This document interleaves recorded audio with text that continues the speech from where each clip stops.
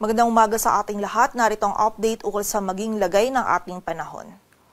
Kagabi ng alas 8, yung mga kaulapan na minomonitor natin dito sa kanluran ng Luzon ay isinangganap na low pressure area. Huli itong namataan sa laing 640 kilometers kanluran ng Iba, Zambales. So nasa labas po ito ng ating area of responsibility and sa kasalukuyan po mababa pa yung chance nito na maging bagyo within the next 24 hours. But for now po, nakikita natin na yung trough or extension nito ay magdudulot ng mga pag-ulan sa malaking bahagi ng Northern at Central Luzon. And ito pong mga pag-ulan nito na dulot ng trough ng LPA ay magpapatuloy po hanggang bukas. Samantala, ang southwest monsoon o habagat naman ay patuloy pa rin nakakaapekto sa Southern Luzon at Visayas at magdadala pa rin ito ng mataas na tsansa ng mga pag-ulan, pagkilat at pagkulog lalong-lalo na dito sa kanluran ng Southern Luzon at Visayas. So patuloy pa rin pong pag-iingat sa posibilidad ng mga pagbaha at pagguho ng lupa. Samantala,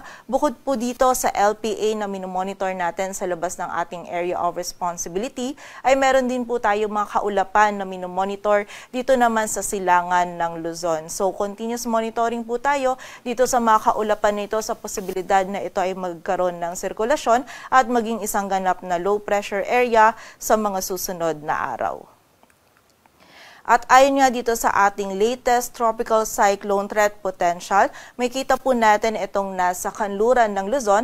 Ito na po ngayon yung low pressure area na minomonitor natin ngayon sa labas ng ating area of responsibility. Hindi po natin nakikita na papasok ito sa loob ng PAR and generally magiging northwestward po or northwestward ang pagkilos nito palayo sa anumang bahagi ng ating kalupaan. But muli po, yung trough or extension nito ngayon maging hanggang bukas ay magdudulot pa rin po ng mga pag-ulan sa malaking bahagi ng Northern at Central Luzon. Samantala, yung mga kaulapan din po na nabanggit natin kanina, posibleng ito naman po yung nandito sa may silangan ng Luzon. At kung magkaroon man po ito ng sirkulasyon, ay posible po itong makaapekto dito sa may silangan ng Northern Luzon, maging sa area din ng extreme Northern Luzon by early next week. But for now po, wala pa po tayong nakikitang sirkulasyon, kaya patuloy na magantabay pa din sa updates na ipapalabas ng Pag-asa.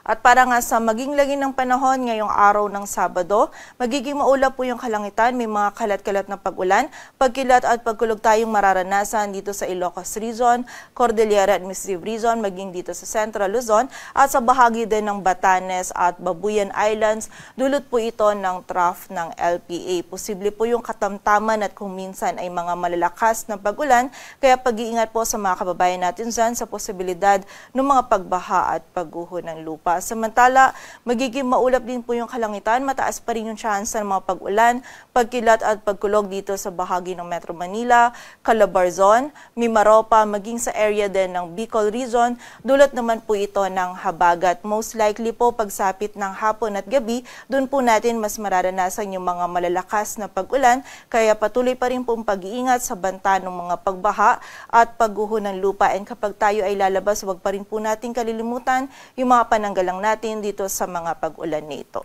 Samantala, sa nalalabing bahagi naman po ng Luzon ay meron tayong mararanasan pa din ng mga isolated na mga pag-ulan, dulot pa rin po ito ng mga localized thunderstorms. Agwat ng temperatura dito sa Metro Manila ay mula 24 to 32 degrees Celsius, sa Baguio ay 16 to 22, samantala sa bahagi naman ng Lawag at Tuguegarao, yung maximum temperature natin ay maaring umabot hanggang 31 degrees Celsius at sa Tagaytay naman maging sa Legazpi ay 30 degrees Celsius.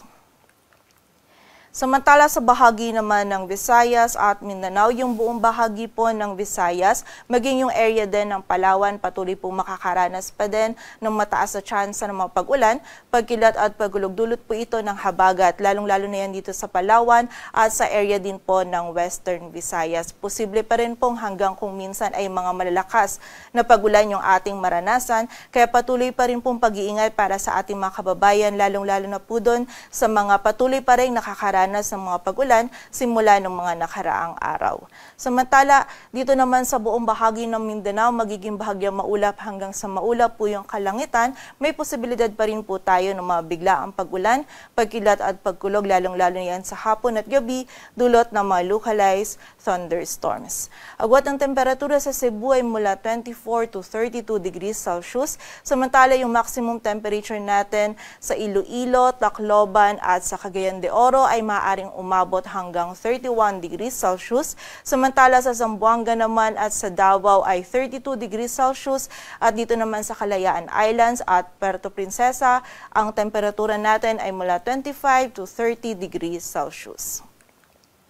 Para naman po sa lagay ng dagat baybayin ng ating bansa, wala po tayong nakataas na gale warning, kaya malay makakapalaot yung mga kababayan nating mga isda, pati na rin yung may mga maliliit na sasakyang pandagat.